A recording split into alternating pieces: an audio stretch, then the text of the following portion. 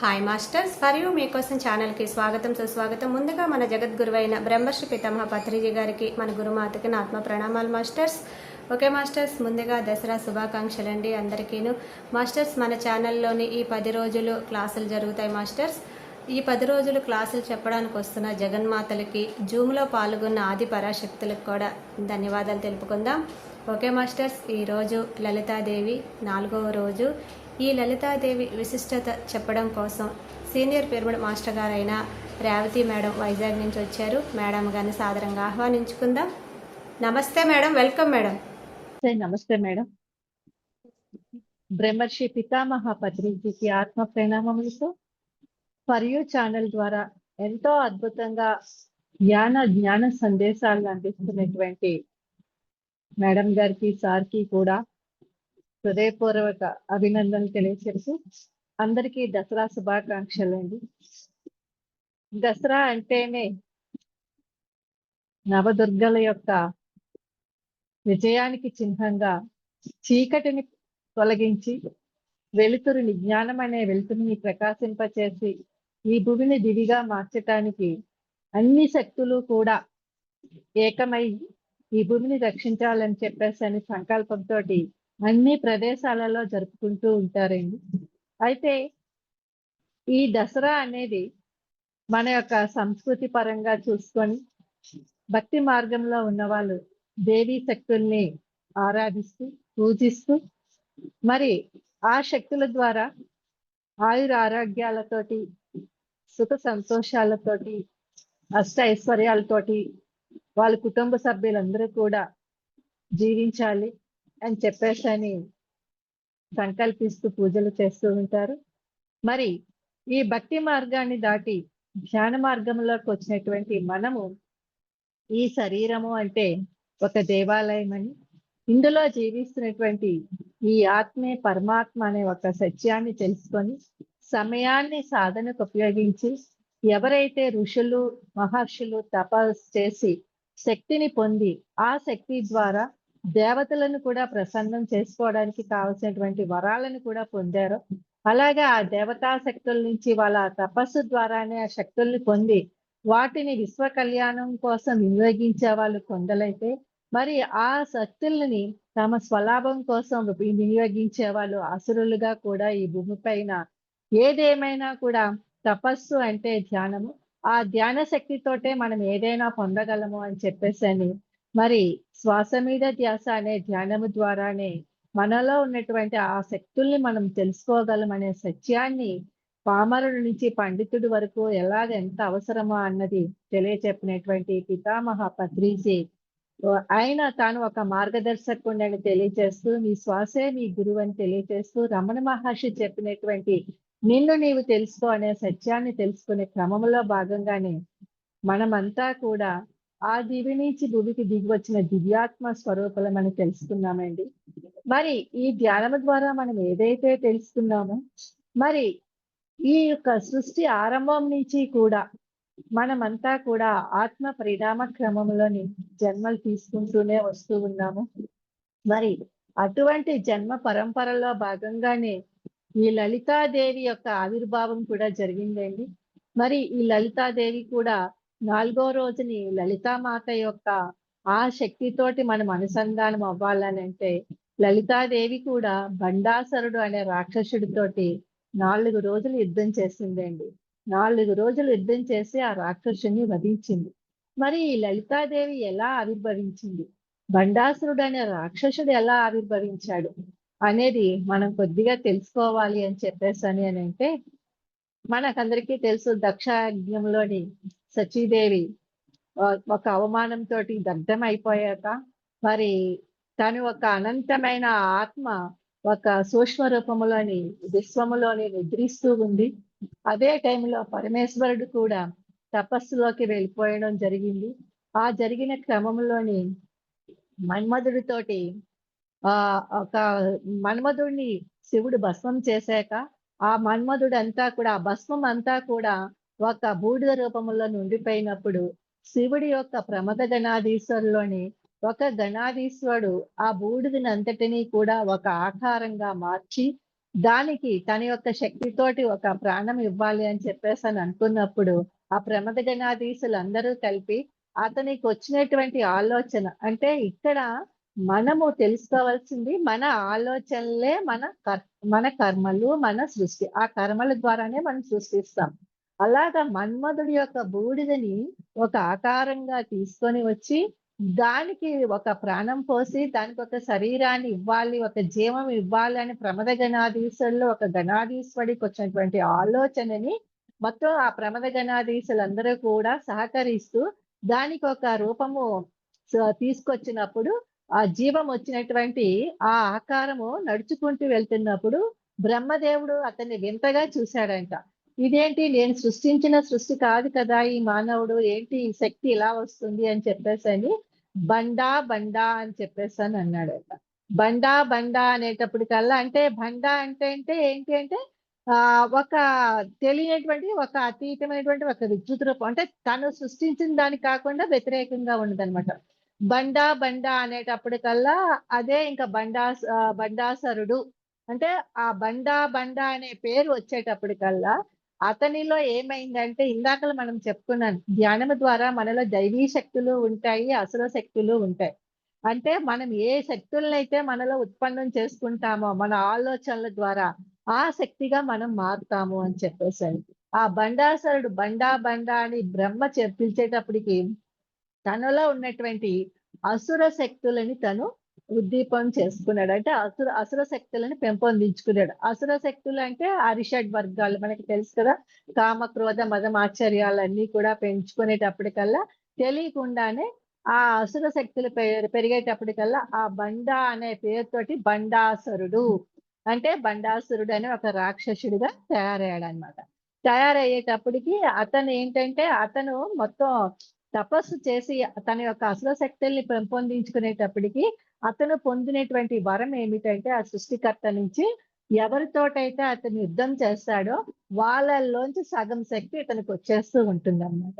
అంటే ఇతని బండాసురుడిని జయించాలి అని అంటే ఎవరికీ సాధ్యం కాదు. ఎందుకంటే యుద్ధం చేయడానికి ఎవరైతే అతనితోటి ఆ దైవ శక్తి అయినా కూడా అతనితోటి అతనిలో ఉన్నటువంటి అసుర శక్తుల్ని సంహరించాలి అని చెప్పేసని అంటే ఒక సద్గురువు ఎవరైనా సరే అతనిలో ఉన్నటువంటి ఆ అరిషడ్ వర్గాలని జయించే విధముగా అతనికి హితబోధ చేయాలనుకుంటే అతనిలోంచి ఆ యొక్క శక్తిని కూడా తను లాగేసుకుంటాడు కల్లా ఏ మార్పు అయితే తేగలడో ఆ మార్పు తేలేకుండానే అయిపోతూ ఉంటారు, నిర్జీవులు అయిపోతూ ఉంటారు.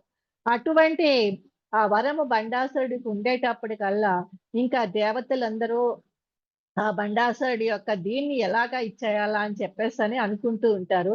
అటువంటి టైంలో ఆ బండాసురుడికి ఒక వికృతమైన ఆలోచన వచ్చిందనమాట. మన ఆలోచనలే మన కర్మలు. ఆ వికృతమైన ఆలోచనలే వినాశానికి దారి తీస్తూ ఉంటుంది.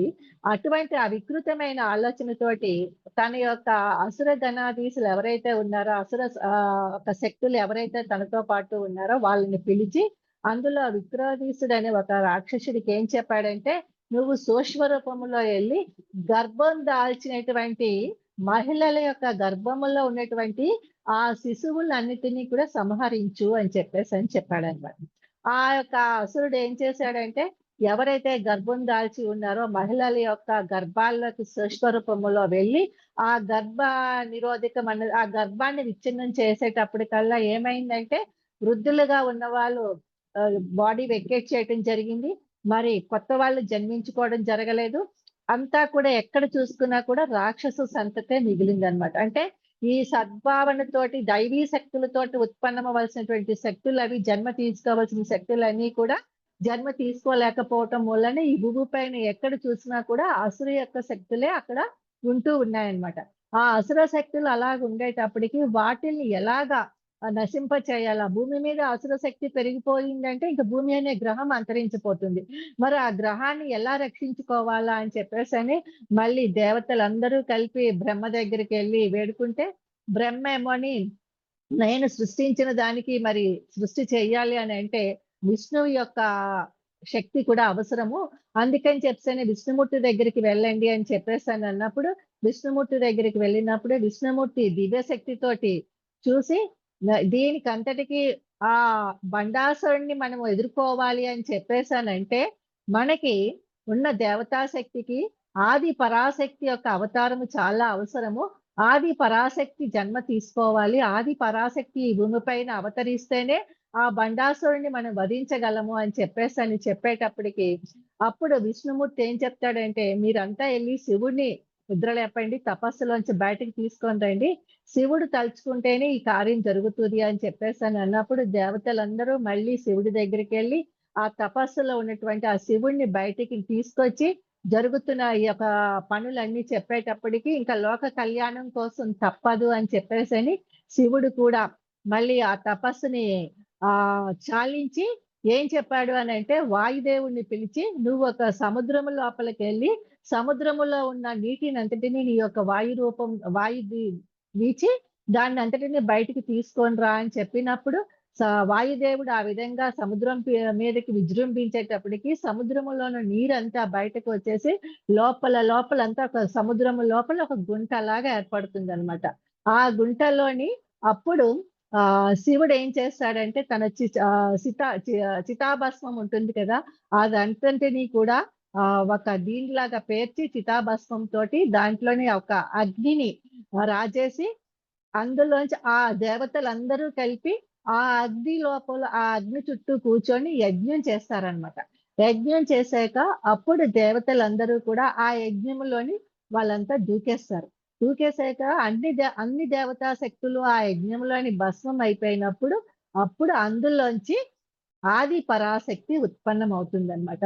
ఆ ఆది పరాశక్తే ఈ లలితాంబ, బాలా త్రిపుర సుందరీ దేవి అని కూడా అంటారనమాట.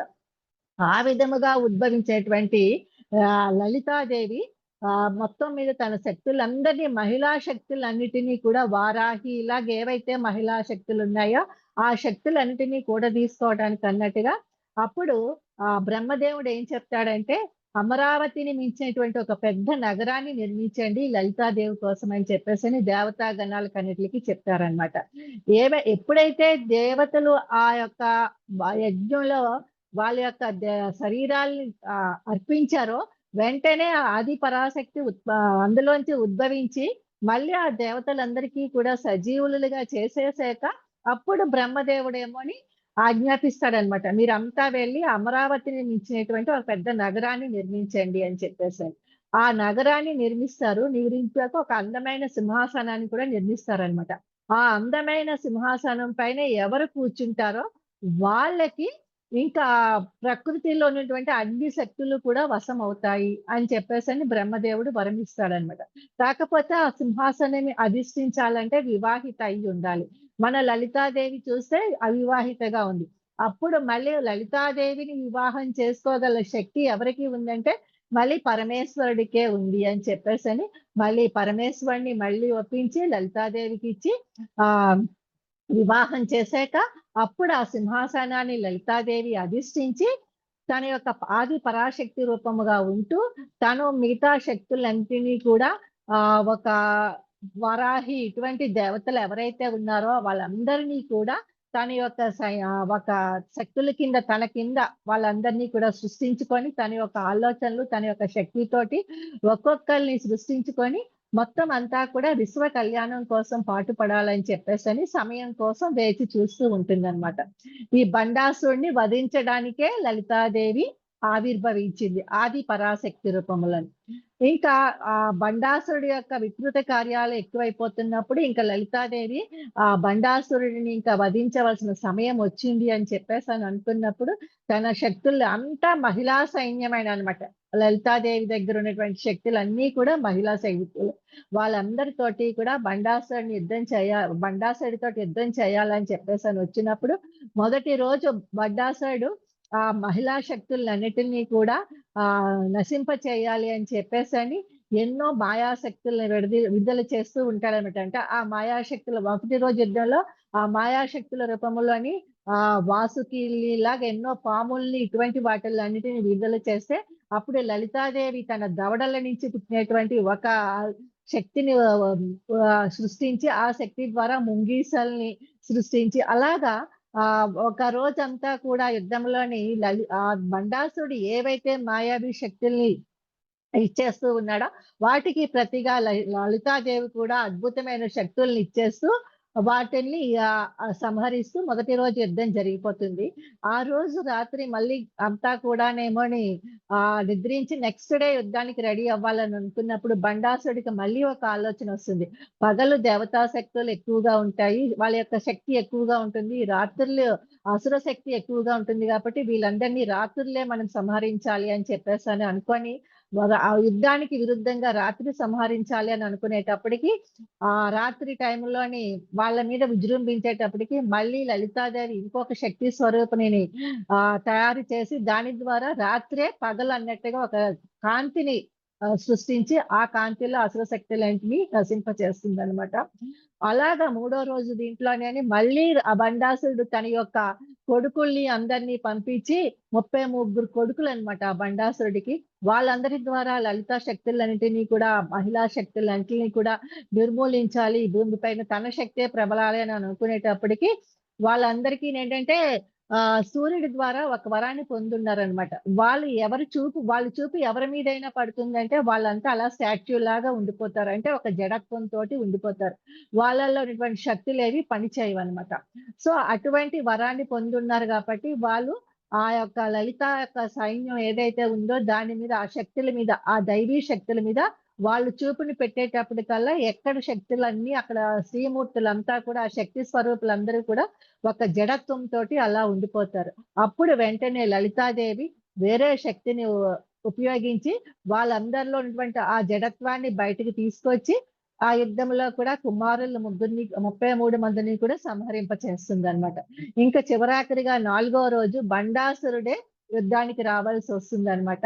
అప్పటికి లలితాంబ దగ్గర ఉన్నటువంటి శక్తులు కూడా సేన కూడా తక్కువగా ఉంటుంది. బండాసురుడి దగ్గర సేన ఎక్కువగా రెండింతలు ఎక్కువగా ఉన్నా కూడా ఆమె తన యొక్క పంచభూతాల శక్తితోటి, ఆ యొక్క పంచశక్తులతోటి కూడా తనేమన్నా ఆ బండాసురుడి పైన విజయం సాధించి, బండాసురుడి యొక్క సంహరించేటప్పటికల్లా లలితాదేవి యొక్క అవతారము సమాప్తమవుతుందన్నమాట. మరి అటువంటి లలితాదేవి యొక్క ఆహ్, ఆ యొక్క శక్తిని ఒక శక్తి స్వరూపిగా ఈ యొక్క 9 రోజుల నవరాత్రుల్లో కూడా 4గవ రోజు లలితాదేవిని మనము పూజించుకోవడం అన్నది 4 రోజుల యుద్ధముతోటి ఆమె ఆ బండాసురుడిని సంహరించడం ద్వారా 4గో రోజు లలితాదేవి యొక్క శక్తిగా మనము చెప్పుకుంటున్నాం అన్నమాట. అటువంటి అద్భుతమైన ఆ శక్తి స్వరూపిణి ఒక శక్తి ప్రతి మహిళలోని ఉంది అన్నమాట. ప్రతి మహిళల్లోని అంటే మనం ముందే చెప్పుకున్నాం. ఈ ఆత్మ పరమాత్మ అని చెప్పేసని. మనం ఎన్నో జన్మలు తీసుకొని వచ్చున్నాం. సృష్టి ఆరంభం నుంచి కూడా ఈ యొక్క ఆత్మ ఎన్నో జన్మలు తీసుకొని వస్తూ ఉంది. వచ్చినప్పుడు ఒక్కొక్క జన్మలోని కూడా అది ఒక్కొక్క జ్ఞానాన్ని పొందుకుంటూ వచ్చి ఉండేటప్పటికి, మరి ఈ జన్మలో మనమంతా కూడా మనలోని ఏవైతే శక్తులు ఉన్నాయో, ఆ శక్తులంటిని తెలుసుకోవటమే మనల్ని మనము తెలుసుకోవటము. అదే విధముగా నాకు ఈ లలిత గురించి మీరు చెప్పాలండి అని అన్నప్పుడు, నాకు అసలు ఈ వృత్తాంతం అంతా కూడా నాకు తెలీదు. కానీ నాకు ఒక స్త్రీ సైన్యం అంతా కూడా వస్తున్నట్టు కనిపించటము, అది ఏంటో తెలీదు. అది నేనే అని చెప్పేసని నాకు ఇన్‌ట్యూషన్ రావటము, ఇదంతా ఏంటి అని చెప్పేసని అనుకునేటప్పటికి అసల దేవీ నవరాత్రుల్లోని అంత శక్తి స్వరూపులు అంతా నాకు కనిపించటము, ఇది జరుగుతుంది ఏంటా అని చెప్పేసని అనుకున్నప్పుడు మిరాకిల్‌గా మొన్న మండే నాడు ఒక విచిత్రమైన సంఘటన జరిగిందండి. అది ఏమైంది అనంటే నేను మా వారు బండిపై నుంచి వస్తూ ఉన్నప్పుడు జస్ట్ ఇలాగా ఇంటిలోకి ఇంకా వచ్చేస్తాము. సెల్లార్‌లోకి ఎంటర్ అయ్యే ముందు ఏమైందంటే బండి స్కిడ్ అయిపోయింది. స్కిడ్ అయిపోయి బండి ఆయన మీద పడిపోయింది.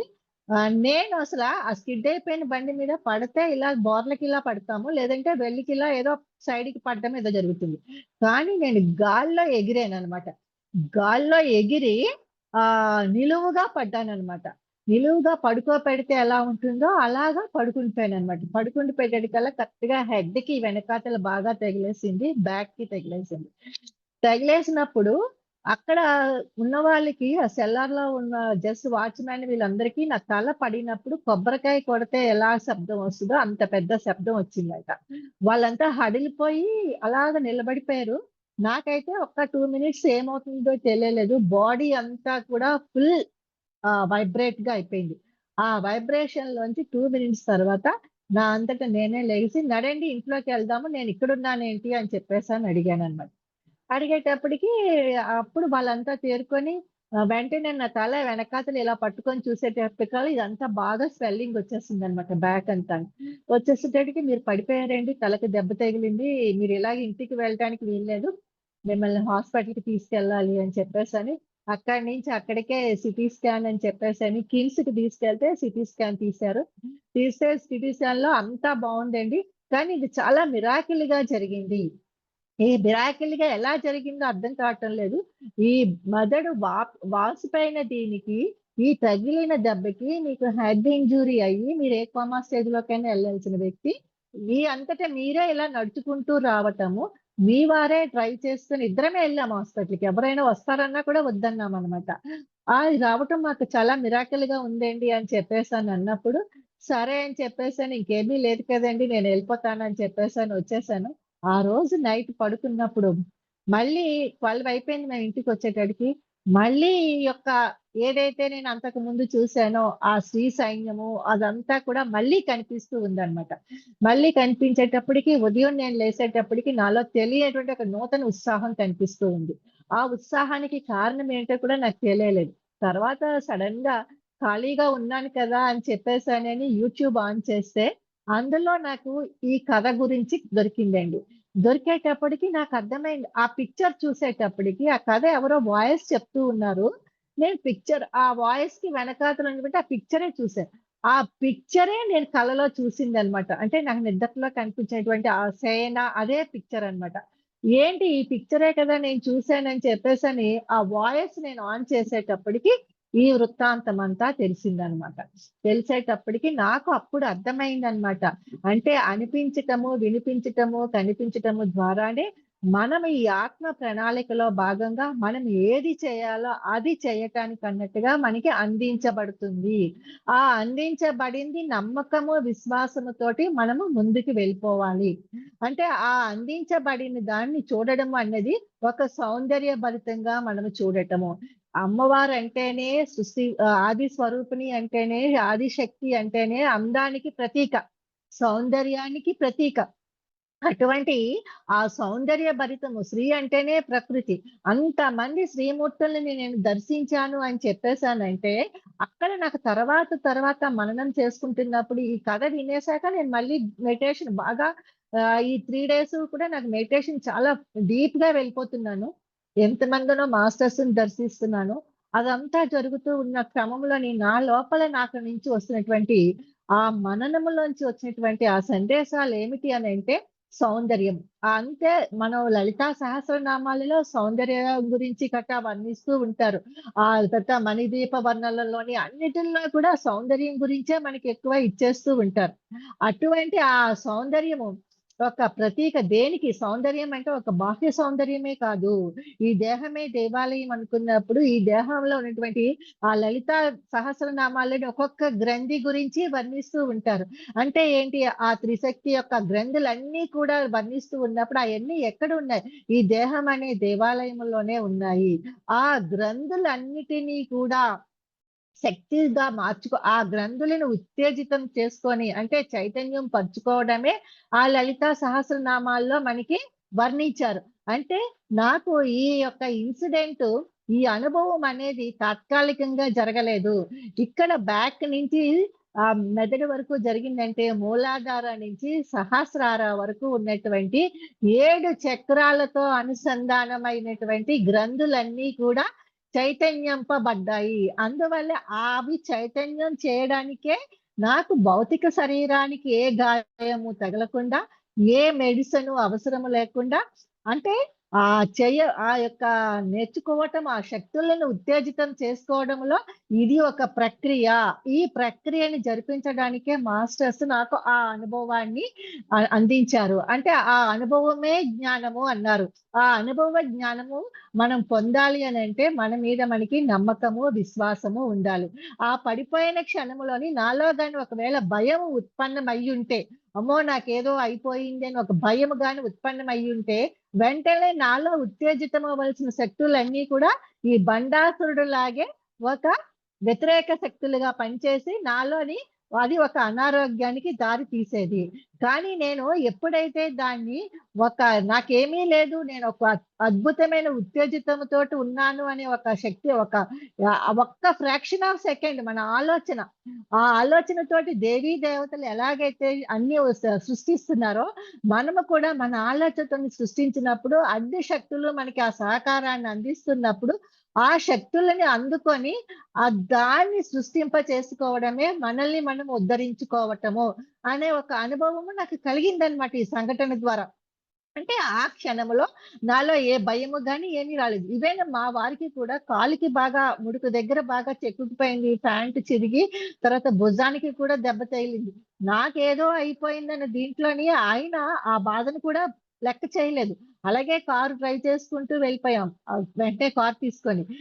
తర్వాత ఇంకేమీ లేదు, ఇంటికొచ్చేసాక మర్నాడు ఉదయం చూసుకుంటే ఆయన కాళ్ళ దగ్గర నొప్పి ఉంది. భుజం దగ్గర నొప్పుంది. అది కూడా ఒకరోజు దీనితోటి నయమైపోయింది. అంటే మన ఆలోచనలు ఎంత జాగ్రత్తగా మనం కాపాడుకోవాలి అనేది మనకి ఆ ప్రకృతి ఆది పరాశక్తి యొక్క శక్తులు మన అందరిలోనే ఉన్నాయి. స్త్రీమూర్తులే కాదు, పురుషమూర్తులే కాదు, అందరిలోని ఆదిశక్తి నిద్రాణ స్థితిలో మనలో ఉన్నాయి. ఆ శక్తుల్ని మనం ఉత్తేజితం చేసుకోవడము, చైతన్యవంతం చేసుకోవటమే సంస్కృతి. అంటే ఈ నూతన యుగంలో సంస్కృతి అనేది ఈ ఆది పరాశక్తి యొక్క శక్తి కుండలిని రూపంలో మనలో నిద్రాణమైనటువంటి శక్తిని మనము ఈ యొక్క తపస్సు ధ్యానము ద్వారా కావచ్చు, జ్ఞానము ద్వారా కావచ్చు, మనల్ని మనము చైతన్యం చేసుకోవడమే. ఇది ఎలా వస్తుంది? ఈ చైతన్యం అనేది ఎలా వస్తుంది అనంటే, నాకు వచ్చేటువంటి ఈ మననము ద్వారా నేను పొందేటువంటి ఆ యొక్క జ్ఞానం ఏమిటి అనంటే, ఈ సర్వాత్మ యొక్క జ్వాల, అంటే సృష్టి అంతా కూడా ఒక సర్వాత్మ అంతా కూడా ఒక జ్వాలతోటి ప్రజ్వలిల్లుతూ ఉంటుందన్నమాట. ఆ సర్వాత్మ యొక్క జ్వాల నుంచి వచ్చినటువంటి వాస్తవీకరణే సంస్కృతి. ఈ సంస్కృతి అన్నది ఏంటి? హిందువులకి ఒక సంస్కృతి, ముస్లింలకు ఒక సంస్కృతి, క్రైస్తవులకి ఒక సంస్కృతి అన్నది, ఈ సంస్కృతి అన్నది మనకి ఎక్కడి నుంచి వచ్చిందండి? అందుకే దైవం ఒక్కటే అని చెప్పేసనన్నారు. శ్వాస ఒక్కటే. ప్రతి ఒక్కరిలోని ఉన్న శ్వాస ఒక్కటే. దైవం ఒక్కటే. ఆ దైవం ఎక్కడండి? సర్వాత్మ. ఆ సర్వాత్మ నుంచే అన్నీ కూడా సృష్టించబడ్డాయి. అన్ని దైవ స్వరూపాలు. ఆ సర్వాత్మ అనేది ఒక జ్వాల రూపంలో ఉంటుంది. ఆ జ్వాల ఏదైతే వాస్తవీకరించుకుంటుందో అందులోంచే సంస్కృతి అనేది ఉద్భవిస్తుంది. అలాంటి ఆ సంస్కృతి ఉద్భవించడమే ఈ దేవీ శక్తుల యొక్క ఒక హిందూ సాంప్రదాయానికి, హిందూ సంస్కృతికి ఒక మనం పునాదిగా తీసుకున్నామని కూడా మనం అనుకోవచ్చనమాట. అంటే ఇయన్నీ కూడా ఆలోచనల నుంచి వచ్చినటువంటి జ్ఞానమే. ఈ సర్వాత్మ ఎప్పుడైతే ఒక చైతన్య క్షేత్రములోకి ప్రవహిస్తుందో అది ఒక సంస్కృతిని సృష్టిస్తుంది. ఇప్పుడు ఎలాగైతే ఆ క్షీరములోంచి ఆ ఒక గుంట ఏర్పడి అక్కడ ఆ చితాగ్ని వేసేటప్పుడు, చితాభస్మం వేసేటప్పటికి అందులోంచి లలితాదేవి ఎలాగైతే ఆ ఒక అగ్ని రాజేశాక, ఒక యజ్ఞము చేశాక, ఆ యజ్ఞకుండములోంచి ఎలాగైతే ఆవిర్భవించిందంటే అక్కడ జ్వాలలోంచే కదా వచ్చింది. అగ్నిలోంచే వచ్చింది కదా! ఒక యజ్ఞములోంచే వచ్చింది కదా! ఆ వచ్చినటువంటి ఆమె ఒక సంస్కృతిని సృష్టించింది. ఆ సంస్కృతి ద్వారా ఏంటి? ఈ దేవీ నవరాత్రులు, ఆ లలితా సహస్రనామాలు ఇయన్నీ కూడా ఉద్భవించటము, ఇదంతా కూడా హిందూ సాంప్రదాయానికి ఆ లలితని మనం లలితా సహస్రనామాలను చదవటము ఇయన్నిటి వల్ల కూడా ఆ ఒక నియమ నిష్టల్ని ఇలాంటివన్నీ కూడా మనం ఏర్పరచుకోవటము ఇయన్నీ కూడా ఒక సంస్కృతి అన్నమాట. అంటే ఆ సంస్కృతి అనేది ఎక్కడి నుంచొచ్చింది? ఆ సర్వాత్మ నుంచే వచ్చిందన్నమాట. ఆ విశ్వము లోపల ఉన్నటువంటి ఆ అగ్నితోటి మనం అనుసంధానం అయినప్పుడే మన సంస్కృతితో కూడా మనం అనుసంధానం కాగలుగుతాము. అందుకే పత్రి సార్ ఎప్పుడు చెప్తూ ఉండేవారనమాట. సంస్కారం అనేది పత్రి సార్ దగ్గర నుంచి నేర్చుకోవాలి అని చెప్పేసని. ధ్యానం అనేది బుద్ధుడి దగ్గర నుంచి నేర్చుకుంటే, జ్ఞానం అనేది ఓషో దగ్గర నుంచి నేర్చుకోవాలని చెప్పేసని, సంస్కారం అనేది పత్రిజీ దగ్గర నుంచి నేర్చుకోవాలని చెప్పేవారు. ఎందుకు పత్రి సార్ దగ్గర నుంచి సంస్కారం మనం నేర్చుకోవాలి అని చెప్పేసానంటే, దశ అవతారాలలో కూడా పత్రి సారు ఉన్నారు. ఆ దశావతారాలలో పత్రి సార్ ఉన్నప్పుడు మనం కూడా జన్మలు తీసుకొని వచ్చాం. ఆ జన్మలు తీసుకొని వచ్చినప్పుడు ఆ సంస్కారాలనేవి, ఆ సంస్కృతి, ఆ సంస్కారాలనేవి మరి ఈ సంస్కృతిలోంచి అలా జన్మ తీసుకుంటున్నప్పుడల్లా వస్తూనే ఉన్నాయి కదా! అందుకని చెప్పి అంటే ఆ సంస్కారాలు పత్రిసార్ దగ్గర నుంచి నేర్చుకోవాలి అని చెప్పేసని అనుకున్నప్పుడు ఎలా నేర్చుకోగలమంటే, మన గత జన్మలు ఏంటి అన్నది మనం తెలుసుకోగలిగినప్పుడే, ఆ సంస్కారాలను మనం గుర్తు చేసుకున్నప్పుడే, ఈ జన్మలో మనం ఏమి చేయగలము? ఏ సంస్కృతిని మనం ఏర్పాటు చేయడానికొచ్చాము? అంటే ఈ జన్మలో మనం ఏం చేయడానికొచ్చాము? ఒక శ్వాస మీద ధ్యాస అని శాకాహార జగత్తుని నిర్మించడానికి, పిరమిడ్ యొక్క సంస్కృతిని తీసుకొని రావటానికి వచ్చాం. అంటే ఇదంతా కూడా సర్వాత్మ యొక్క ప్రణాళికలో ఒక భాగంగానే ఏర్పడింది. అంటే ఏంటి? ఈ యొక్క సంస్కృతిలో ఏదైతే అనుసంధానమై గాఢంగా ఉందో, దాన్ని మనము పొందాలి అనంటే, మనము చూడవలసింది సౌందర్యము. ఏ సంస్కృతిలోనైనా సరే మనము చూడవలసిందేమిటి అండి అంటే సౌందర్యము. అంటే సంస్కృతి సౌందర్యం యొక్క సేవ. మనం సేవ ఎలా చేయగలుగుతామండి? మనం సౌందర్యంగా దాన్ని చూడగలిగితేనే సేవ చేయగలం. అంటే ఒకళ్ళకి మనం సేవ చెయ్యాలి అని చెప్పేసననుకుంటే అక్కడ ఆ సౌందర్యంగా మనకనిపిస్తేనే సేవ చేయగలం. లేనప్పుడు అక్కడ సౌందర్యాన్ని మనం తిలకి ద ద అంటే దర్శించలేనప్పుడు అక్కడ సేవ చేయడానికి మనం సిద్ధంగా ఉండం. పారిశుద్ధ కార్మికులు మరి ఆ పారిశుద్ధాన్ని అంతటిని క్లీన్ చేస్తున్నప్పుడు అక్కడ వాళ్ళు దాన్ని చెత్త అని అనుకోరు. దాన్ని ఒక సౌందర్యంగానే వాళ్ళు భావించి చేయగలుగుతారు కాబట్టి వాళ్ళు దాన్ని చేయగలరు. ప్రతి ఒక్కరిలో కూడా సౌందర్యాన్ని మనము తెలా అంటే చూసినప్పుడే ఆ సేవని మనం అందించగలము. అదే సంస్కృతి, అదే సంస్కారము. అంటే ప్రతి ఒక్కరిలో కూడా అసురపరమైనటువంటి ఆలోచనలుంటాయి. దైవీపరమైనటువంటి ఆలోచనలుంటాయి. కానీ మనం ఏం తీసుకోవాలి? ఆ అసురపరమైనటువంటి ఆలోచనలు తీసుకోకుండా, అసురపరమైనటువంటి అంటే అందుకే రాక్షసులు చూడండి కురూపులుగా మనం చూస్తూ ఉంటాం. ఏ కథల్లోని ఎక్కడ చూసుకున్నా కూడా వాళ్ళ యొక్క చిత్రాలన్నీ కూడా కురూపంగానే ఉంటాయి. మరి దేవతల యొక్క చిత్రాలన్నీ ఎంతో సౌందర్యభరితంగా ఉంటాయి మనకి. అంటే ఏంటి? ఆ సౌందర్యమే ఒక సేవకి ప్రతీక. అంటే ప్రతి ఒక్కరిలో కూడా దైవాన్ని చూడమంటే, వాళ్ళు ఎంత కురూపమైనటువంటి ఆలోచనలతోటున్నా కూడా, ఎక్కడో ఉన్నటువంటి ఆ యొక్క సౌందర్యాన్ని పట్టుకొని, ఆ ఒక్క సౌందర్యాన్ని మనం తిలకించగలిగాము అని చెప్పేసానంటే, అప్పుడు వాళ్ళలో ఉన్నటువంటి ఆ దైవీ శక్తిని మనము చూడగలుగుతాము. అందుకే సంస్కృతి, సౌందర్యమే సేవ అని చెప్పేసనంటే అదొక సంస్కృతి. ఎప్పుడైతే మనం ప్రతి దాంట్లోనూ ఒక సౌందర్యాన్ని విగ్రహాన్ని పెట్టుకుంటాం. లలితాంబ దేవి నవరాత్రుల్లో ఒక్కొక్క రోజు ఒక్కొక్క విగ్రహాన్ని పెట్టుకుంటాం. ఎంత సౌందర్యంగా దాన్ని అలంకరిస్తామండి ఆ విగ్రహాన్ని.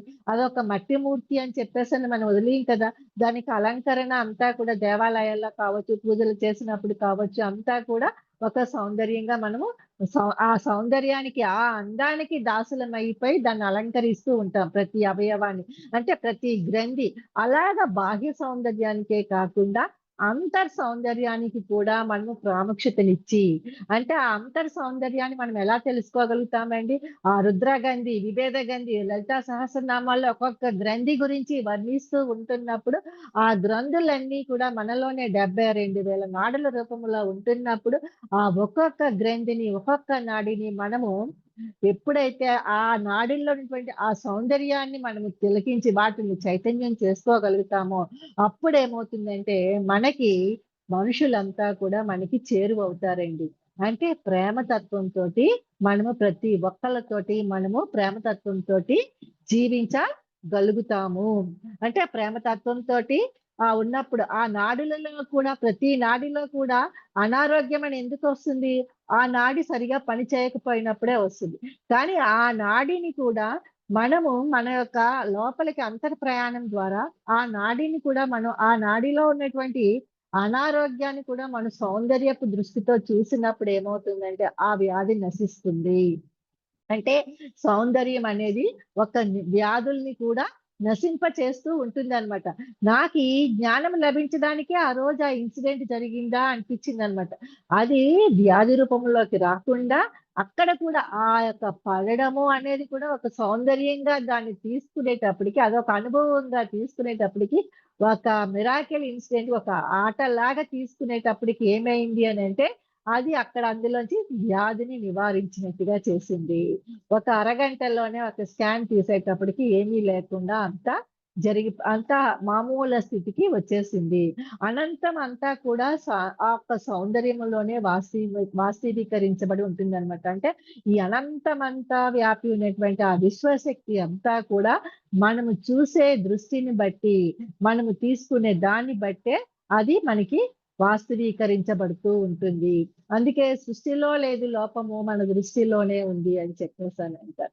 ఏదైనా ఒక సంఘటన జరిగినప్పుడు మన యొక్క దృష్టిని మనము సౌందర్యంగా మార్చుకున్నప్పుడు, సౌందర్యభరితంగా మార్చుకున్నప్పుడు వెంటనే అదేమవుతుందండి, ఒక అద్భుతమైనటువంటి శక్తిగా, ఆది పరాశక్తిగా మనలో ఉన్నటువంటి గ్రంథులన్నిటిని కూడా చైతన్యవంతము చేస్తుంది. ఇప్పుడు మామూలుగా అయితే ఈ దేవీ నవరాత్రుల్లో మనం కలశం పెడుతూ ఉంటాం. కలశ స్థాపన అంటారు పూజలు చేసినప్పుడు గట్టాను. అసలు ఆ కలశం అంటే ఏంటి? ఆ కలశము లోపల కూడా కలశం కూడా ఎలా ఉంటుందండి? ఒక సౌందర్యభరితంగానే ఉంటుంది. ఆ కలశానికి మనం అలంకరణ చేస్తూ ఉంటాం. ఎందుకసలు దేవుడికి పూజలు చేస్తున్నప్పుడు ఆ ఉత్తి ఫోటోకి మనం ఏమని అక్కడ పసుపు రాసి, గంధం పెట్టి, బొట్టు పెట్టి, పువ్వులు పెట్టి, అన్నీ పెట్టి ఏం చేస్తామండి అయన్నీని? సౌందర్యభరితంగానే మనం ఒక వరలక్ష్మి పూజ చేసుకున్నప్పుడు, ఒక దేవి నవరాత్రులు చేసినప్పుడు, ఆ విగ్రహాలకి కూడా చూడండి, మనం అనుకుంటాం దేవతలకి మరి అన్ని ఆభరణాలు అయన్నీ ఉన్నాయి. అంటే ఏంటి? చూసే దృష్టి సౌందర్యభరితంగా మారడానికి. ఆ! అమ్మవారికి ఒక ముక్కు పుడక దగ్గర నుంచి మెడలో హారాలు, నడుముకి వడ్డాణము, చేతికి గాజులు, అరవంకీలు ఇయన్నీ 7 వారాల నగలు అని చెప్పేసనంటారు. అయన్నీ ఏంటి? ఒక్కొక్క నగ, ఒక్కొక్క ఆభరణము, ఒక్కొక్క సౌందర్యానికి ప్రతీక. అది అంతా కూడా ఆ లోపల ఉన్నటువంటి ఒక్కొక్క గ్రంథిని కూడా చైతన్యవంతం చేస్తూ ఉంటుంది. అందుకే చూడండి నక్షత్రాలను బట్టి కూడా ఒక్కొక్క నక్షత్రానికి ఒక్కొక్క పగడము, ముత్యము ఇలాంటివన్నీ కూడా ఆ నక్షత్రానికి అవి సూట్ అవుతాయి అని చెప్పేసని చెప్తూ ఉంటారు. వాటిని పెట్టుకోండి అని చెప్పేసని. ఇదంతా ఎక్కడి నుంచొచ్చిందంటే సర్వాత్మ యొక్క సంస్కృతిలోంచే వచ్చింది. ఆ సర్వాత్మ యొక్క సంస్కృతిలోంచి వచ్చినవన్నీ కూడా మనము మన యొక్క విజ్ఞతతోటి, మన యొక్క ఎరుకతోటి ఎప్పుడైతే మనము దాన్ని విశ్లేషించి, మననము చేసుకొని, ఆహా! దానికి కారణం ఇదా అని చెప్పేసని నమ్మకము, విశ్వాసముతోటి ఎప్పుడైతే మనము త్రికరణ శుద్ధిగా ఆచరించడానికి ప్రయత్నం చేస్తామో, అప్పుడు మనము ఆది పరాశక్తులము కాగలము ప్రతి ఒక్కళ్ళము. నాకు ఆ శ్రీమూర్తుల యొక్క సేన యొక్క ఫోటో ఎందుకు కనిపిస్తుందనంటే, అంతకుముందు 2 సార్లు ఎందుకు కనిపించబడిందా అంటే, ఈ జ్ఞానాన్ని నాకు అందించడానికి విశ్వం సిద్ధంగా ఉంది. కానీ అది ఎక్కడుందో నాకు తెలీదు. కానీ అసంకల్పిత ప్రతీకార చర్యలాగా ఆ యూట్యూబ్‌లోంచి అది అందుకోవటం జరిగింది. దాన్ని చూడగానే ఇదే కదా నేను చూసింది అని చెప్పేసని అప్పుడు ఆన్ చేసి ఆ నాలెడ్జ్ వింటున్నప్పుడు, ఆ తర్వాత మననము ద్వారా ఈ జరుగుతున్న దానికి ఇదంతా చూస్తున్నప్పుడు, మనకి ఏదైతే పత్రి సార్ చెప్పారో ఆ కాన్సెప్ట్‌లన్నీ ఒకటి ఒకటి గుర్తుకొస్తున్నప్పుడు నాకు అర్థమైనదేమిటి అనంటే ప్రతి ఒక్కరిలో ఉన్న సౌందర్యాన్ని మనము తిలకించటమే ఈ దేవీ నవరాత్రుల యొక్క ముఖ్య ఉద్దేశము. దేవీ నవరాత్రులని ఒక్కొక్క అమ్మవారు, ఒక్కొక్క అవతారం, ఒక్కొక్క రాక్షసిని సంహరించడానికి ప్రతీక. అంటే ఒక్కొక్కరిలో ఉన్నటువంటి అసుర గుణాలని సంహరించి వాళ్ళని దేవతలుగా చేయటానికి జన్మ తీసుకున్నటువంటి అవతార స్వరూపులు వాళ్ళు. మరి అందుకనే మన పిఎస్ఎస్ఎం మూవ్‌మెంట్‌లో పత్రి సారు మహిళలకి ఇంత పెద్ద పీట వేశారు. మన మహిళలే మన దీంట్లోని ఎక్కువగా ఎందుకు పిఎస్ఎస్ఎం దీంట్లో వచ్చారంటే, ఒక మహిళ తలుచుకుంటే తన యొక్క శక్తితోటి ఆ కుటుంబంలో ఉన్నటువంటి అసుర శక్తులన్నిటినీ కూడా అంటే అరిషడ్ వర్గాలన్నిటినీ కూడా ముందు తనలో ఉన్న అరిషడ్ వర్గాలను పోగొట్టి, తన కుటుంబ సభ్యుల మధ్య ఉన్నటువంటి అరిషడ్ వర్గాలను కూడా తొలగింపజేసి, అందరినీ కూడా ఈ సౌందర్యవంతులుగా తయారు చేయటము. సౌందర్యవంతులుగా తయారు చేయడం ఏంటంటే, వాళ్ళ ఆత్మ ఒక పరమాత్మ స్థితికి ఎదిగేటట్టు చేయటము, వాళ్ళల్లో ఉన్నటువంటి ఈ అరిషడ్ వర్గాలను జయింప చేయటానికి ప్రతి మహిళ కూడా తన కుటుంబాన్ని తను రెడీ చేసుకోవటానికి అన్నట్టుగానే మనకి మహిళలకి ముందుకిచ్చారు.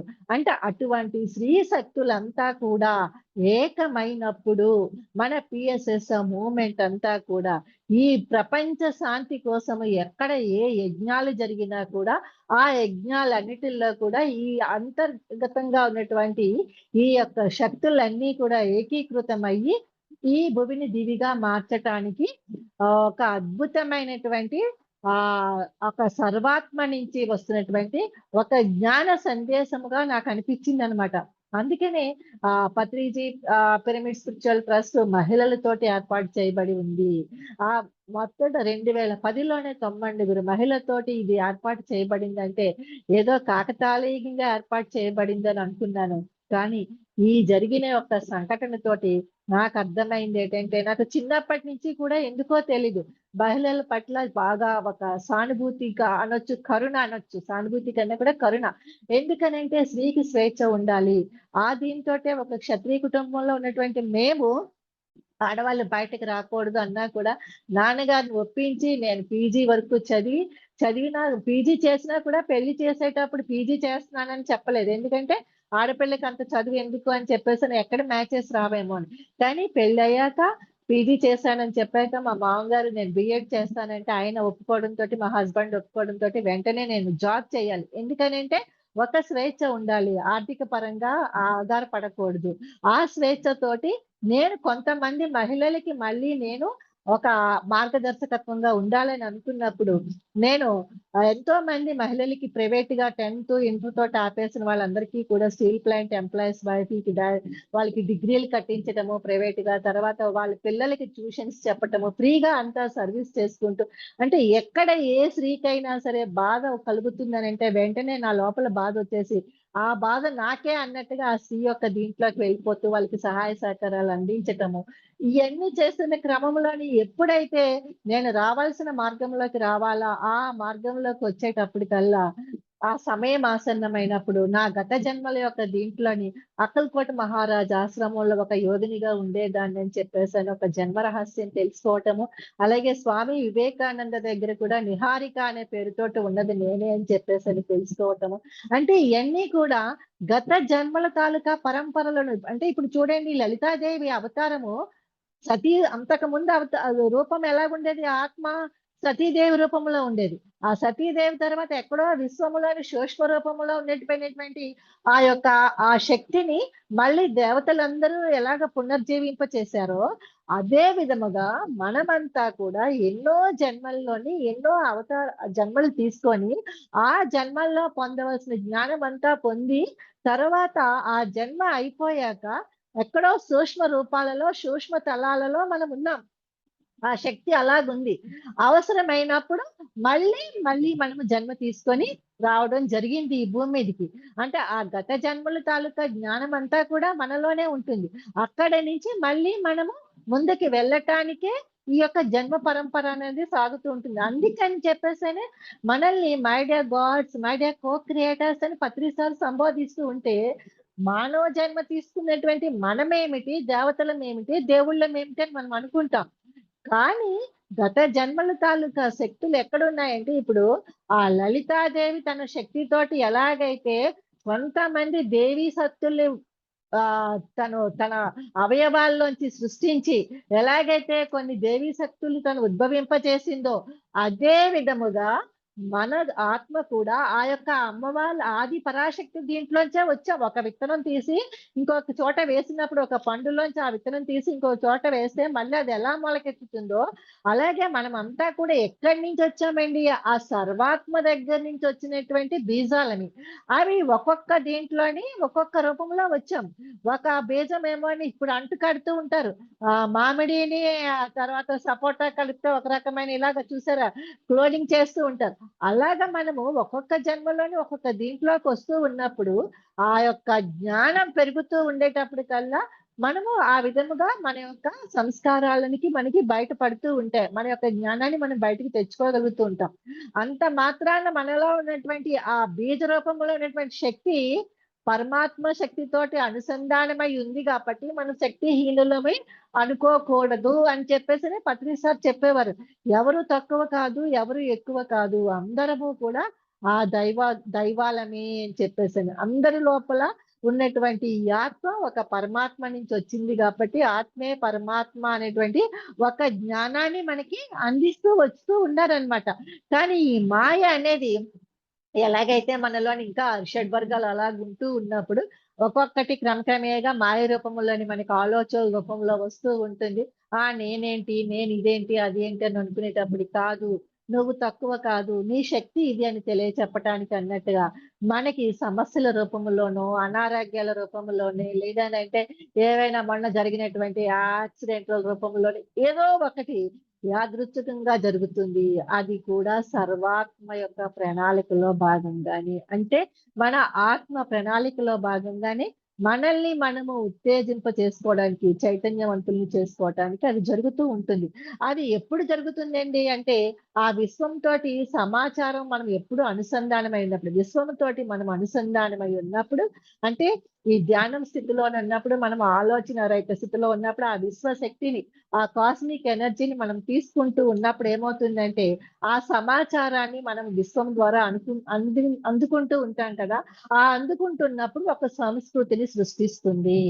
అంటే ఎటువంటి సంస్కృతిని సృష్టిస్తుందంటే, కొంతమంది క్లాసులు చెప్పే జ్ఞానం ద్వారా క్లాసులు చెప్పే సంస్కృతిని సృష్టిస్తుంటే, కొంతమందిని పిరమిడ్‌లు తయారు చేసే సంస్కృతిని సృష్టిస్తుంది. కొంతమందికి క్లాసులు ఇప్పుడు ఫర్ యూ ఛానల్ లాగా ఈ ఛానల్స్‌ని క్రియేట్ చేసి వీటిల్ని నడిపించే సంస్కృతి. ఇలాగ ఒకళ్ళకేమో శాకాహార ర్యాలీలు నడిపించే సంస్కృతి. ఇలాగ వాళ్ళ విశ్వము దగ్గర నుంచి తీసుకునేటువంటి ఆ సమాచారాన్ని బట్టి వాళ్ళ సంస్కృతుల్ని వాళ్ళు నిర్మించుకుంటారు. అయితే ఆ సంస్కృతి ఎప్పుడు నిర్మించుకోగలుగుతారంటే, ఆ యొక్క ఏదైతే సమాచారాన్ని వాళ్ళు తీసుకున్నారో, ఆ సమాచారాన్ని వాళ్ళు సౌందర్యభరితంగా చూడగలిగినప్పుడు. ఆ సమాచారాన్ని సౌందర్యభరితంగా చూడినప్పుడు, ఆ సౌందర్యమే ఒక శక్తి కాబట్టి, ఆ శక్తి ద్వారానే వాళ్ళ సంస్కృతిని వాళ్ళు నిర్మించుకోగలుగుతారు. నాకొచ్చే అనుభవం అందరికీ అదే పత్రి సార్ దగ్గర నుంచి నేర్చుకోవాల్సింది. పత్రి సార్ అందరి అనుభవాలు ఆయన ఎంతో శ్రద్ధగా వింటూ ఉండేవారు. అలాగే మనము ఎవరు ఏ అనుభవం చెప్పినా కూడా అంతే శ్రద్ధగా వినడం అదే సౌందర్యము. అంతే వీళ్ళ అనుభవాలేటి ఇలాగున్నాయి, వాళ్ళ అనుభవాలు వినేదేటి అని చెప్పేసని ఎప్పుడైతే మనం చేస్తామో, ఆ అనుభవంలో ఉన్నటువంటి సౌందర్యాన్ని మనము చూడలేము. ఎప్పుడైతే అక్కడ సౌందర్యం లేదో, అందులో ఉన్న శక్తిని మనము తీసుకోలేము. ఆ రహస్యం తెలుసు గాబట్టే పత్రి సారు కొత్తగా వచ్చి ఆ రోజు చెప్పిన వాళ్ళ యొక్క అనుభవాన్ని కూడా ఆయన కళ్ళతోటి ఎంతో ఆనందంగా అలా కళ్ళల్లోకి చూస్తూ వినేవారు. ఎందుకు వినేవారు? అక్కడ సౌందర్యాన్ని చూసేవారు. ఆ వ్యక్తిని చూసేవారు కాదు. ఆ వ్యక్తి యొక్క లోపల ఆ అనుభవముల్లో ఉన్నటువంటి శక్తిని చూసేవారు. ఆ శక్తి ద్వారా ఆయన శక్తిని పొందుతూ ఉండేవారు. అంటే ఏంటి? ఆయన శక్తిని ఆ శక్తితోటి మమేకం చేసుకుంటూ ఉండేవారు. తద్వారా ఏమైంది? విశ్వాత్మతోటి మమేకమయ్యేవారు. అప్పుడు ఆ శక్తి ఎందుకొచ్చింది? ఆ అనుభవం ఎందుకొచ్చింది? ఆ అనుభవం యొక్క లోపల ఆ శక్తి లోపల ఉన్నటువంటి సమాచారం అంతా ఆయనకి తెలిసేది. ఎప్పుడైతే అనుసంధానం అయిపోయేవారో. ఎప్పుడైతే ఆయనకి ఆ సమాచారం ఆయనకి అందించబడిందో వాళ్ళని మీరు ఇది చేయండి, అది చేయండి అని చెప్పేసని ఆయన చెప్తూ అందుకని చెప్పేసి పత్రి సార్ దగ్గరికి వెళ్ళినప్పుడు నేను ఇది చెయ్యాలనుకుంటున్నాను అని అంటే ఓకే అనేవారు. కానీ మనం ఏమీ అడగకుండా అలా నిలబడినప్పుడు మన యొక్క ఆ అనుభవం ఏంటి సంగతులు అని అడిగినప్పుడు ఆ సంగతులలోంచే ఈ యొక్క సంస్కారాలు బయటకొస్తూ ఉండేవి. ఆ సంస్కారాలను వింటూ ఉన్నప్పుడు మన వాక్కుల్లోంచి వచ్చే ఆ శక్తి తరంగాలను బట్టి అందులో ఉన్నటువంటి ఆ యొక్క శక్తిని ఆయన గుర్తించి మనకి ఇది చేయమని, అది చేయమని చెప్తూ ఉండేవారు. అలాగా అప్పచెప్పిందే 2010లో అదే మహిళా trust. Patriji pyramid spiritual trust. దాన్ని మరి ఎంతో దీనిగా నడిపిస్తూ ఉన్నప్పుడు, దాన్ని ఎంత సౌందర్యంగా చూసి నేను నడిపించగలిగితేనే దాన్ని నేను నడిపించగలను. లేనప్పుడు ఏటి ఇదా? ఈ ట్రస్టా? ఏంటి అని చెప్పేసని అందులో ఆ ట్రస్ట్‌లో ఉన్నటువంటి ఆ సౌందర్యాన్ని నేను చూడలేనప్పుడు ఏమవుతుంది అనంటే, అక్కడ శక్తి అనేది ప్రవాహం జరగదు.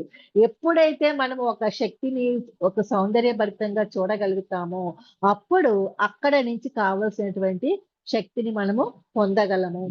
నాకు అది మరి కొంచెం చెప్పటానికే ఈ అనుభవం అనేది నాకు ఎదురైందని చెప్పేసని 2, 3 రోజుల నుంచి ఈ దేవీ నవరాత్రుల్లోని నాకు ఆ సర్వాత్మ ఇచ్చినటువంటి ఒక మార్గదర్శకత్వంగా నేను భావిస్తూ ఉన్నాననమాట. అంటే ఆ సర్వాత్మ అందించేటువంటి ఆ యొక్క శక్తిని నేను సౌందర్యంగా చూడగలుగుతున్నాను. దాని ద్వారానే మన చైతన్యం విస్తరిస్తుంది. ప్రతి ఒక్కరిలో ఉన్నటువంటి ఆ సౌందర్యాన్ని మనం చూడగలిగినప్పుడే మన చైతన్యము విస్తరిస్తుంది. నేను దీనికే బందీని, నా సెంటరు, నేను దానికే బందీని, నేను దీనికే బందీని అని అనుకుంటున్నప్పుడు మన సౌందర్యము విస్తరించదు. ఎందుకంటే అందులో మనం సౌందర్యాన్ని చూడలేకపోతున్నాం దాంట్లో. సౌందర్యాన్ని చూడలేకపోతున్నాం కాబట్టి అది అలాగా, ఇది ఇలాగా అని అంటున్నాం. ఎప్పుడైతే అక్కడ ఆ సౌందర్యాన్ని చూడలేమో అక్కడ మనకి చైతన్యం అనేది విస్తరింపబడదు. కానీ ఎప్పుడైతే దాంట్లో సౌందర్యాన్ని మనం చూడగలుగుతామో అప్పుడు ఆ చైతన్యం అనేది విస్తరిస్తుంది. ఎప్పుడైతే ఆ చైతన్యం విస్తరించిందో అప్పుడు ఆ కేంద్రాల నుంచి అంటే ఏంటి మన పిరమిడ్ స్పిరిచువల్ సొసైటీస్ మూవ్‌మెంట్ అని పత్రిసారి పెట్టడంలో ఉన్న అర్థం అదేననమాట. అప్పుడు వివిధ కేంద్రాలు ఈ సెంటర్స్ లోంచి, ఈ ట్రస్టుల్లోంచి ఉన్నటువంటి వివిధ కేంద్రాల నుంచి ఉన్నటువంటి జడత్వం అంతా కూడా విడుదల చేయబడుతుంది. నేను, నాది అనే ఒక బంధంలోంచి మనము బయటికి ఒక సౌందర్యాన్ని చూడగలిగే ప్రతి దాన్ని ఒక ఏకత్వంతోటి చూడగలిగినప్పుడు ఆ జడత్వం అనేది విడుదలయ్యి అది ఒక శక్తిగా మనకి అందించబడుతుంది. అప్పుడేమవుతుందంటే మనలో ఉన్నటువంటి ఆ ఉద్వేగభరితమైనటువంటి మానసిక ప్రపంచాలు నేను నాది అనేది ఒక ఉద్వేగాలతోటి ఒక ఎమోషనల్స్ లో నుంచి తర్వాత ఏమోని మన మానసిక ఆలోచనలతోటే కదా మనం సృష్టించుకున్నాము. వాటన్నిటిలోంచి కూడా బయటపడతాము. ఎప్పుడైతే వాటన్నిటిలోంచి మనం బయటపడ్డామో అప్పుడు లోపల గ్రంథులన్నీ సక్రమముగా పనిచేసి మన శరీరం ఒక సమత్వ స్థితిలోకి వస్తుంది. ఇన్ని సంవత్సరాల నుంచి ధ్యానం చేస్తున్నా ఇంకా అనారోగ్యం ఉంది. దేనికి కారణం అంటే మనలో ఈ సౌందర్యము అన్ని గ్రంథులని సౌందర్యభరితం చేసుకునేటువంటి విధంగా మన యొక్క ప్రయాణం సాగలేదు కాబట్టి మనకి ఇంకా అనారోగ్యం అనేది సంభవిస్తుంది. కానీ ఎప్పుడైతే మనము ఈ యొక్క ఆ జడత్వాన్ని వదిలి అన్నిటిని మమాత్మ సర్వభూతాత్మ అన్నట్టుగా అందరిలోని ఆ సౌందర్యాన్ని మనం తిలకించినప్పుడు మన శరీరము స్వస్థత స్థితికి చేరుతుంది. అదే ధ్యానాగ్ని కర్మ దగ్ధానాము, ధ్యానం సకల రోగ నివారిణి, ధ్యానం సత్య జ్ఞాన ప్రసాదిని, ధ్యానం సకల భోగకారిణి అని చెప్పేసని ఎందుకు చెప్పారనంటే ఆ సౌందర్యాన్ని ప్రతి ఒక్కరిలో ఉన్నటువంటి ఆ సౌందర్యాన్ని తిలకించడమే కాకుండా మన శరీరములో ప్రతి అవయవాన్ని కూడా అంతే సౌందర్య దృష్టితోటి మనము చూడగలిగినప్పుడు ఇది సరికాదు అని చెప్పేసి ఎప్పుడు అనుకోకూడదు. మనకేమనుకుంటాం ఏదైనా సరే కుడి అంటే బాగా ప్రాధాన్యతగా చూస్తాం. ఎడమ అంటే మనం అమ్మో ఎడమ చెయ్య దానికి పనికిరాదు దీనికి పనికిరాదు అని మన ఆచార వ్యవహారాల్లో చెప్తూ ఉంటాం. కానీ పత్రిసారి ఎప్పుడు నాకు షేక్ హ్యాండ్ ఇచ్చినా కూడా ఎడం చేతితోటే ఇచ్చేవారు. నాకు అర్థమయ్యేది కదా. అలాగ లైన్‌లో అందరికీ షేక్ హ్యాండ్‌లు కుడి చేత్తో తీసుకుంటూ ఇచ్చేస్తుండేవారు. నా దగ్గరికి వచ్చేటకల్లా వెంటనే చెయ్యి మార్చేవారు. ఎడమ చేత్తోటి ఇస్తూ ఉండేవారు. నాకు అర్థమయ్యేది కాదు. ఎందుకు ఎడమ చేత్తోటి ఇస్తున్నారా అని. తర్వాత నాకు అర్థమైంది. ఎడమ అనేది హృదయానికి కేంద్రము. హృదయం ఎడమ వైపున ఉంటుంది. ఆ హృదయం ఏమిటండి? అనాహత శక్తికి, అనాహత ప్రేమతత్వానికి, ఒక మిత్రత్వానికి ప్రతీక. అంటే ప్రతి ఒక్కరిలో ఉన్నటువంటి సౌందర్యాన్ని చూసేటటువంటి ఆ శక్తిని మేల్కొల్పటానికి అనాహత చక్రాన్ని యాక్టివేట్ చేయడానికి ఆయన డైరెక్ట్ గా నాకు ఎడమ చేత్తోటే ఆయన సెకండ్ ఇచ్చేవారు అని చెప్పేసి నాకు అర్థమైందనమాట. అంటే ఈ కుడి చేత్తోటి ఇచ్చుకున్నప్పుడు మూలాధారం నుంచి ఒక్కొక్కరిని అలాగే యాక్టివేట్ నాకు చాలా ఆశ్చర్యం వేసేదనమాట. ఒక్కసారి కాదు, 2 సార్లు కాదు, చాలా సార్లు నేను గమనించాను. ఎందుకు ఆయన నా దగ్గరికి వచ్చేటప్పటికల్లా ఎడమ చేతికి ఇలా ఇస్తున్నారు. తర్వాత లాంగ్ రన్ లో నాకు అర్థమైంది ఏంటంటే హృదయానికి అనాహత చక్రము యాక్టివేట్ ఇచ్చినప్పుడు అంటే ఆ గత జన్మల తాలూకా జ్ఞానం అక్కడి వరకు ఉంది. ఈ జన్మలో అక్కడి నుంచి నన్ను నేను ఉన్న స్థితి నుంచి ఉన్నత స్థితికి ఎదిగింప చేసుకోవాలి ఈ ఆత్మ పరిణామ క్రమంలో. అది ఆయనకి తెలుసు కాబట్టే ఆ విధంగా నాకు ఆ యొక్క మార్గదర్శకత్వాన్ని ఇచ్చారు అనేటువంటి ఒక సత్యము నాకు అవగతం అయిందనమాట. ఇలా ప్రతి ఒక్కళ్ళము ఎప్పుడైతే మనము ఆ విధంగా మనం ఉండగలుగుతామో, అప్పుడు పరిపూర్ణ స్థితికి వెళ్ళగలుగుతాము. అంటే ఈ ఆత్మ అనేది ఎందుకొచ్చిందండి? పరిపూర్ణ స్థితికి ఎదగడానికే వచ్చింది. ఆ పరిపూర్ణ స్థితికి చేరుకోవడానికి గత జన్మల్లో ఉన్నటువంటి జ్ఞానం ఈ జన్మలోనే ఆఖరి జన్మ ఎందుకు చేసుకోవాలనుకుంటే, ఈ జన్మలోనే ఇటువంటి అనుభవాలు నేనెన్నో పొంది, నాలో అప్పుడప్పుడు వస్తున్నటువంటి ఈ మాయని తొలగించుకోవడానికి, మళ్ళీ ఆ తొలగించుకొని మళ్ళీ మరో ఈ జన్మలోనే ఇంకొక జన్మ అన్నట్టుగా మళ్ళీ ఇంకొక పని ఏదైతే చెయ్యాల్సి ఉందో ఒక పరిపూర్ణ స్థితికి చేరటానికి, ఆ పనిని చేయటానికి అన్నట్టుగా మళ్ళీ నన్ను నేను సమాయత్తం చేసుకోవటానికి నేను ప్రతి దాంట్లోని ఒక సౌందర్య భరితాన్ని చూస్తూ ప్రతి ఒక్కరిలోని ఉన్నటువంటి ఒక ప్రేమ తత్వాన్ని, ఒక కరుణని, మిత్రత్వాన్ని ఏదైతే మనకి అన్ని డిఎన్ఏలు అందరి యొక్క డిఎన్ఏలు తీసి ఎలాగైతే నక్షత్ర మిత్రుల్లో మనం చదువుకున్నామో తీసి ఒక మానవ డిఎన్ఏగా ఈ భూమి మీదకి పంపారు అని చెప్పేసి మనం చదివామో, అలాగే అన్ని శక్తులని ఏకీకృతం చేసుకోగలిగినప్పుడు అప్పుడు ఏదైతే ఆది పరాశక్తి అవతారం ఏదైతే ఉందో ఒక లలితాంబగా, ఒక లలితామాతగా అలాగా మనము అంతా కూడా మనం పొందగలము. అప్పుడే మనకి మన జీవితం పట్ల ఒక ఆశాపూర్వకమైనటువంటి, ఒక సకారాత్మకమైనటువంటి ఒక ధోరణిని కూడా మనం అవలంబించుకోగలమనమాట. ఎందుకంటే రొటీన్‌గా పని చేసేస్తూ ఉన్నప్పుడు, ఇయన్నీ అయిపోయి ఏంటి ఇంకా చేసేదేముంది అని అనుకునేటప్పుడు, ఇటువంటివి జరిగినప్పుడే తెలియకుండానే మనలోని ఒక ఆశాపూర్వకమైనటువంటి, ఒక సకారాత్మకమైనటువంటి ఒక ధోరణి మనం సృష్టించుకోగలుగుతాము. ఆ రోజు పడుకున్నాక వెంటనే ఉదయం లేచిన దగ్గర నుంచి నాకే ఆశ్చర్యమేసింది. ఎంతో ఉత్సాహంగా ఏవో పనులు చేసేయాలి, ఏవో చేసేయాలి, ఏవో చేసేయాలి. ఏం చేయాలి అని వెంటనే నేను ఆ నాలెడ్జ్‌ని వెంటనే యాజ్ ఇట్ ఈస్‌గా కూడా నేను పొందినటువంటి ఎక్స్‌పీరియన్స్‌ని వాయిస్ రూపంలో పత్రి మేడంకి చెప్పటము, వెంటనే ఏం చేస్తావంటే నాకేమో ఆ విశ్వమే పంపిస్తది నా దగ్గరికి ఏమి చేయాలన్నది. దాన్ని నేను చేసుకుంటూ వెళ్ళిపోతాను. నా దగ్గరికొచ్చింది నేను చేసుకుంటూ వెళ్ళిపోవడమే కృష్ణుడిలాగా. నేను అది కావాలి, ఇది కావాలని పరిగెట్టను. నా దగ్గరికి ఏదొస్తే అది నేను చేసుకొని వెళ్ళిపోతాను. ఆ జ్ఞానం కోసం నేను వెయిట్ చేస్తాను. సహనమే ప్రగతి అన్నారు కదా! నా అంతట నేను వెళ్ళిపోతే మళ్ళీ దేంట్లోనే వెళ్ళిపోతాను ఒక మాయలోకి. కానీ ఆ విశ్వమే నన్ను తయారు చేస్తున్నప్పుడు, ఆ విశ్వమే నాకు అందిస్తది అని చెప్పేసని చెప్పినప్పుడు చాలా ఆనందించారనమాట. అలాగా ఎప్పుడైతే మనం అలా ఉంటామో అప్పుడు మనము సృజనశీలులుగా ఉండగలుగుతాము. అంటే creativity. My dear co creators అని చెప్పేసని పత్రి సార్ ఎందుకన్నారా అంటే, ఇయన్నీ దాటుకుంటూ వచ్చినప్పుడు మనము కూడా ఒక కో క్రియేటర్‌లుగా మనం మారగలుగుతాము. అప్పుడు మనం అందరినీ కూడా ప్రేమించి, మన జీవితానికి ఒక త్యాగమూర్తులుగా మనం ఉండగలము. మళ్ళీ లలితాదేవి అందుకే అవతరించింది. దుష్ట సంహారాన్ని మరి నశింపచేసి, తన జీవితాన్ని కూడా మళ్ళీ త్యాగం చేసింది. ఎందుకంటే, మళ్ళీ ఇంకొక అవతారం ఎత్తడానికి. అలాగే ఎప్పుడైతే ఆహ్, అంటే ఈ భూమిని దివిగా మార్చడానికి ఎప్పుడైతే నా అవసరం ఉంటుందో, అప్పుడు నేను జన్మ తీసుకొని వస్తాను అని చెప్పేసని. ఆ త్రిమూర్తులు, త్రిమాతలు వీళ్ళంతా ఎన్నో శక్తి రూపాలుగా జన్మలు తీసుకొని వచ్చినప్పుడు, వాళ్ళకి మనం ఇప్పుడు వాళ్ళంతా కూడా మనలోనే ఉండి, మన ద్వారా ఈ యొక్క కార్యక్రమాలన్నీ కూడా నడిపిస్తూ ఉన్నారు.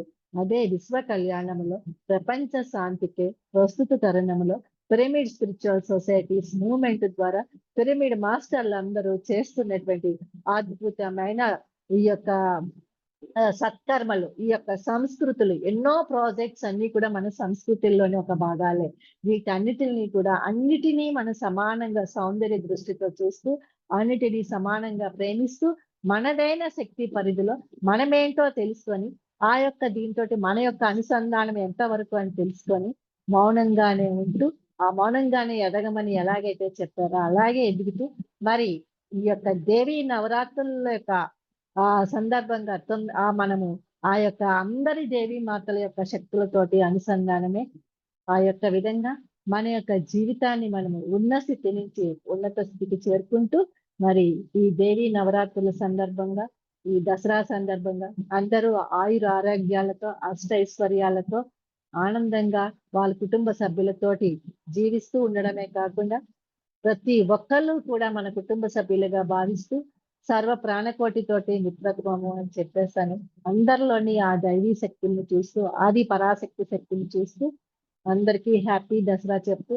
నాకు ఈ అవకాశం ఇచ్చినటువంటి ఫర్ యూ ఛానల్ వారికి అందరికీ కూడా హృదయపూర్వక ధన్యవాదాలు తెలుపుకుంటూ, ప్రత్యేకించి మేడంకి మరి సతీష్ సార్కి కూడా హృదయపూర్వక ధన్యవాదాలు తెలియజేసుకుంటూ thank you madam. Thank you madam, thank you so much madam. For you మీకోసం మన ఛానల్కి వచ్చి ఎంతో గొప్ప ఆత్మజ్ఞానం అందించిన మాస్టర్లందరికీ, రేవతి మేడం గారికి, పల్లవి గారికి ధన్యవాదాలు తెలుపుకుందాం మాస్టర్స్. అలాగే ప్రతినిత్యం ఎరుకతోటి ధ్యానం, స్వాధ్యాయం, సజ్జన సాంగత్యం చేద్దాం మాస్టర్స్. అందరి చేత చేయిద్దాం మాస్టర్స్. వైజాగ్కి మెగా పిరమిడ్ రావాలని మన గురువు గారి కోరిక, పత్రి మేడం కోరిక, పరమ గురువుల కోరిక కూడా మాస్టర్స్. అలాగే వైజాగ్కి మెగా పిరమిడ్ రావాలని సంకల్ప జ్ఞానం చేయమన్నారు. ప్రతి ఒక్కరు కూడా సంకల్ప జ్ఞానం చేయాలని నేను మనస్ఫూర్తిగా కోరుకుంటున్నాను masters. Thank you masters. Thank you.